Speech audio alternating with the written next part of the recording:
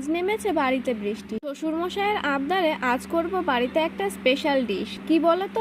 এই যে chicken. Of course chicken দিয়ে কিছু, তবে তার আগে বর আমার জন্য ফুচকা নিয়ে এসেছে। আগে সেটা খেয়ে নি, তারপরে ওসব রান্না বান্না চলবে। তো আমি আর আমার বর দুজনে মিলে ফুচকার মধ্যে আলু ভরে খেয়ে নিলাম।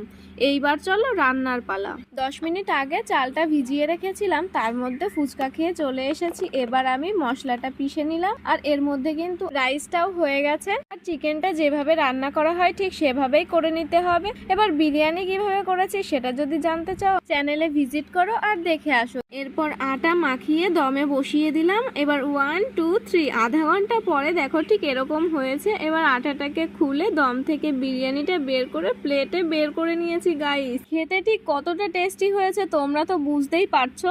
বলেছিলাম আমাদের বাড়িতে বৃষ্টি হয়েছে, ঠিক এরকম অবস্থা। চলো দেখা হচ্ছে নেক্সট মিনি ব্লগে। বাই।